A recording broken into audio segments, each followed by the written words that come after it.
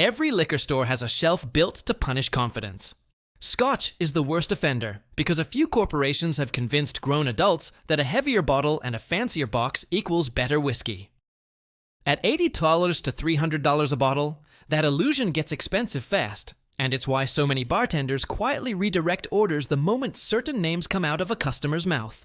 Based on my experience behind and across bars, today we're exposing 7 scotches that routinely deliver poor value for their price, and the 5 pours pros actually recommend when they want you to leave happy, not just impressed by a label.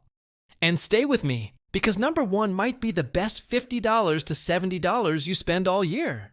Here's the deal. Bartenders refuse to serve doesn't mean a secret blacklist. It means the bottles that make a good bartender wince because the marketing promised luxury and the liquid delivered fine. If you like any of these, enjoy what you enjoy. Before we count down, remember the 3 quiet shortcuts that separate value from hype: low bottling strength, heavy filtration, and cosmetic coloring. When a bottle sits at 40% ABV, chill filtered for clarity, and potentially treated with E150A caramel coloring for consistent shade, you're not automatically getting bad whiskey, but you are often getting whiskey optimized for shelf appeal and mass acceptance. That's fine at a fair price. It becomes a problem when the price keeps climbing while the specs stay entry level. Keep those cues in mind because you'll see the pattern repeat. Number 12. Glenlivet 12. Glenlivet 12 is what happens when mass appeal becomes the product and flavor becomes the compromise. It's a historic Speyside name, and today it sits inside the Pernod Ricard machine, which means it's built to be consistent, approachable, and safe for the widest audience possible. At $40 to $55 in many markets, Glenlivet 12 is priced like a proper Scotch, but it's typically bottled at 40% ABV, and that lower strength shows up as lighter texture and shorter impact. The nose is soft orchard fruit and vanilla, then the palate arrives. Thin, a little sweet, a little floral, and then it's gone. The finish disappears before you can even decide what you liked about it. This is Scotch designed by committee to offend no one, and that also means it thrills almost no one. Here's what Glenlivet hopes you never notice. In the same price band, you can find bottles with more weight, more malt character, and more honesty in the glass.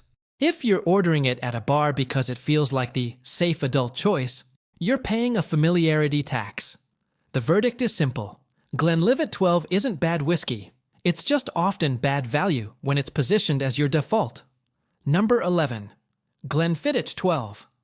Glenfiddich 12 is the world's most common single malt for a reason. It's easy.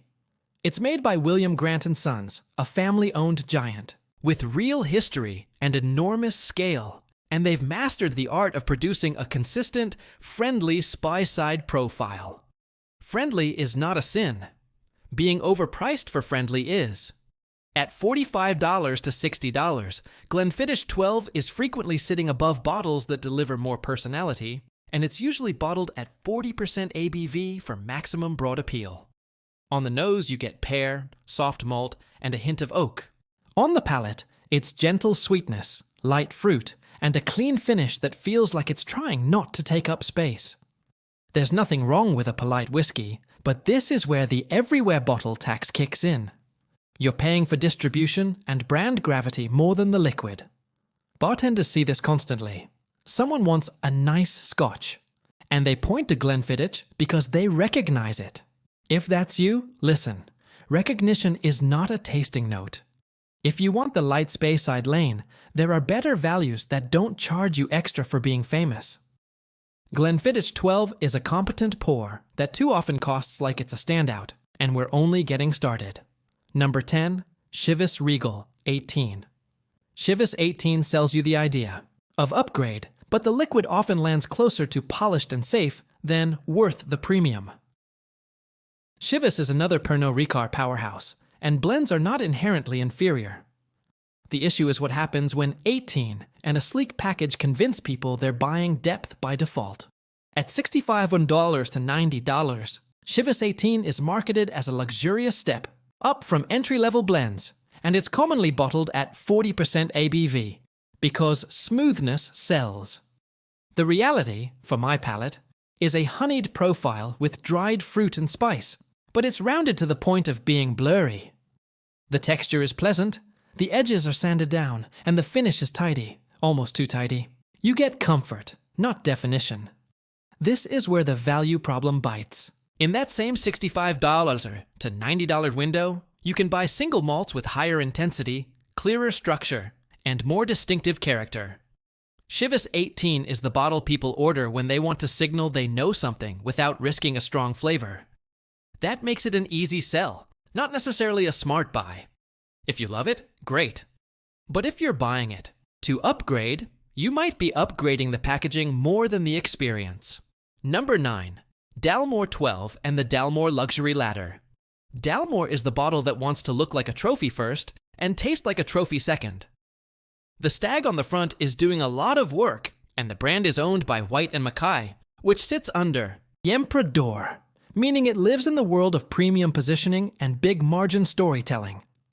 At $80 to $110 for Dalmore 12 in many places, you're paying luxury money for a whiskey often bottled at 40% ABV, and that's the first clue you're buying image.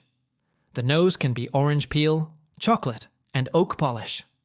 The palate brings sweet spice and fruit, but there's often a glossy, engineered feel, like the flavors were assembled to match a luxury brochure.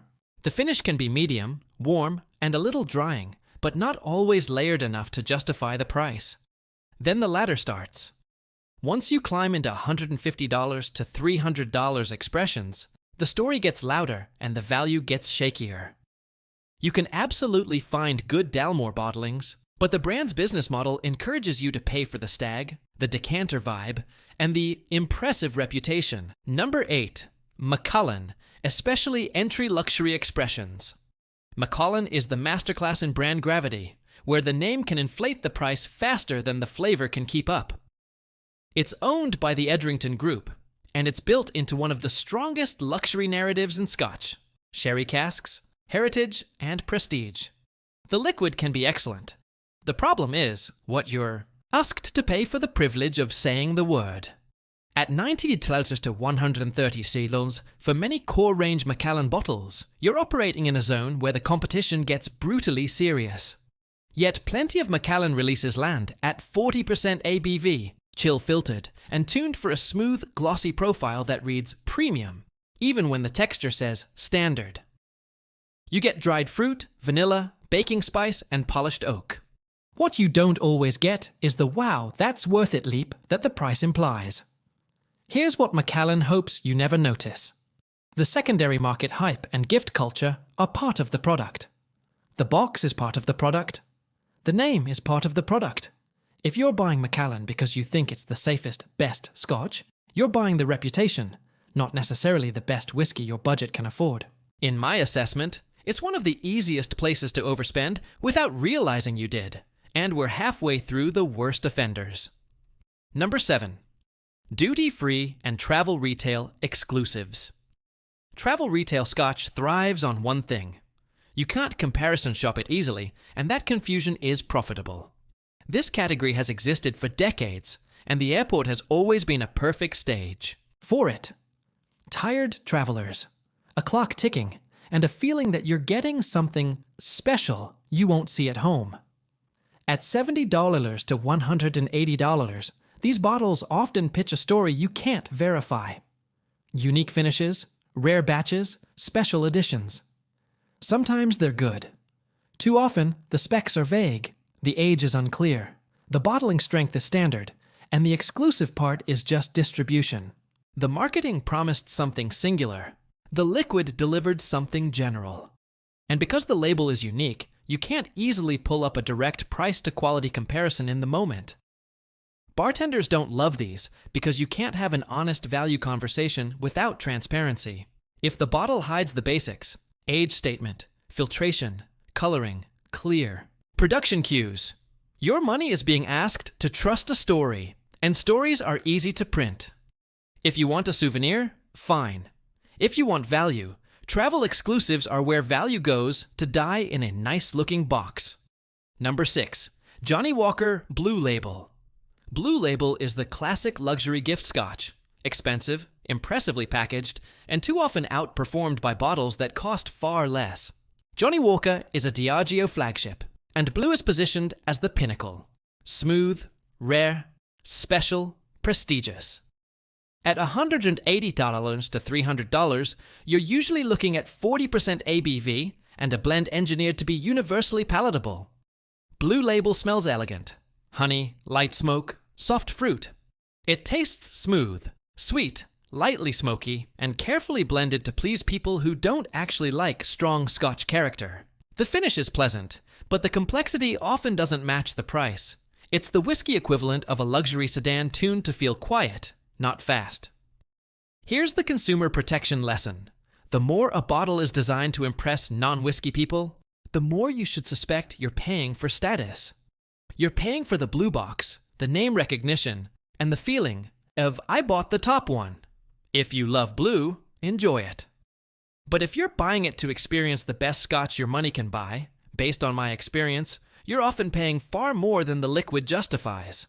Now for the bottles that actually earn your money. Same category, wildly different priorities. These are the Scotches that show up in the glass, not just on the shelf. And they're the ones bartenders recommend when they want you to come back and trust their palate.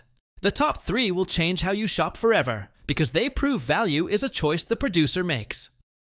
Number 5. Benromach 10.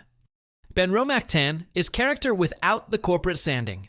It's made at Benromach in Speyside and associated with Gordon and MacPhail, a name that's earned respect for taking whiskey seriously long before it was trendy. This is a bottle that feels like it was made for drinkers, not for focus groups. At $45 to $60, Benromach 10 gives you a traditional leaning profile that actually has texture, often bottled at a more flavorful strength than the big entry-level names. The nose brings malt, orchard fruit, a touch of smoke, and a hint of sherry richness. On the palate you get a satisfying mix. Toasted cereal, gentle peat, spice, and a slightly oily mouthfeel that tells you the whiskey wasn't designed to vanish. The finish lingers with smoke, oak, and fruit, long enough to feel like a conversation, not a handshake. What makes this a bartender recommendation is how honest it is. It doesn't pretend to be luxury. It just tastes complete.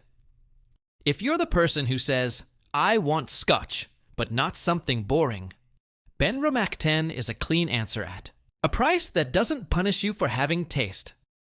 This is what Scotch was meant to be. Balanced, flavorful, and unapologetically itself. Number 4. Glenallachie 12. Glenallachie 12 is the mid-shelf bottle that drinks above its pay grade, and it's a great example of what happens when the brand spends money on casks instead of commercials. The distillery was sold by Pernod Ricard's Chivas brothers to a consortium led here by Billy Walker, and the modern identity leans hard into flavor-first decisions. At $55 to $75, Glenallachie 12 is where a lot of luxury scotches start feeling awkward, because it brings richness without the luxury surcharge. The nose shows honey, dried fruit, and warm spice. The palate delivers deeper notes, dark sugar, orchard fruit, cocoa, and a satisfying weight that doesn't feel watered down. The finish sticks around with sweet spice and oak, and it does that rare thing. It makes you want another sip to check what you missed. A bartender recommends this when you're about to overpay for a famous sherried name. Because here's the thing, sherry influence is supposed to add depth, not just sweetness.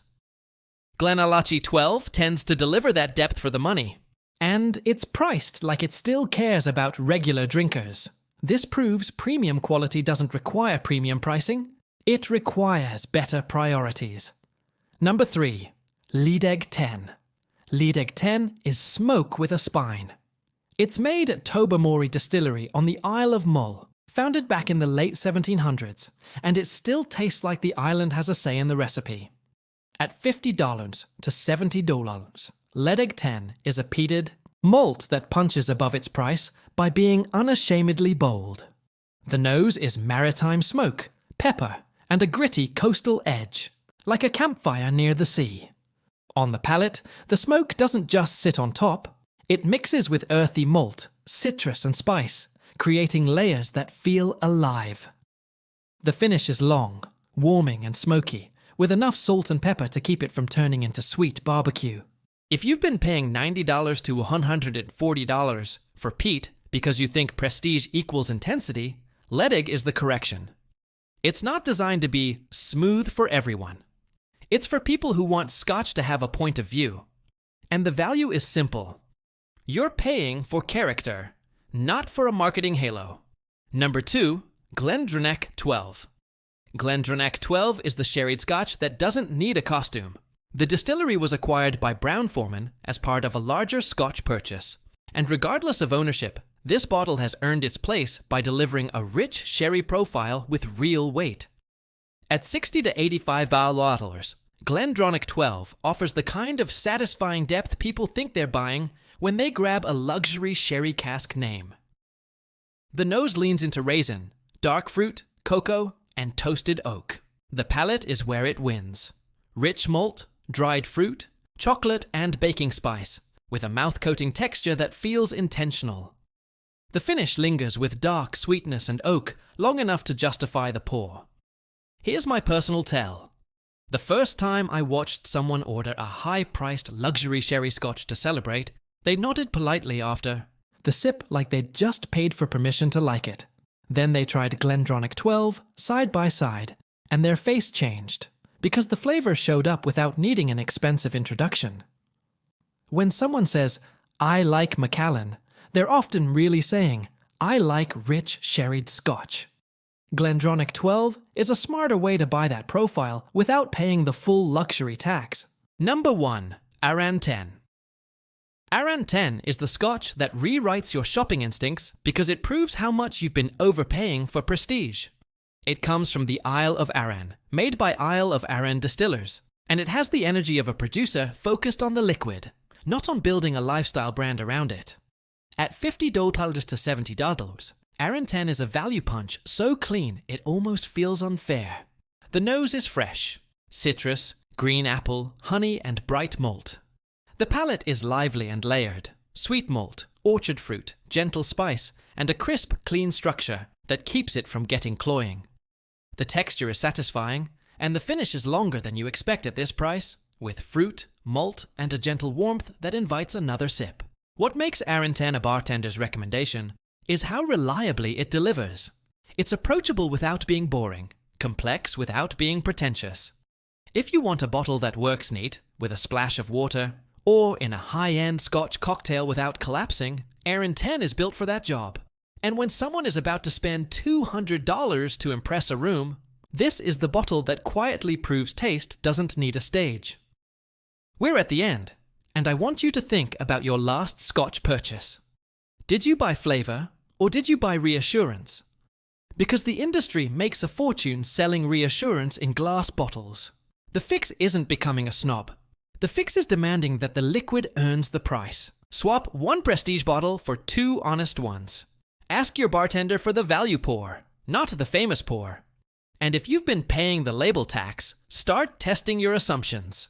Buy 1 bottle for flavor, not for applause. These 5 recommendations are how you take your money back, one better sip at a time.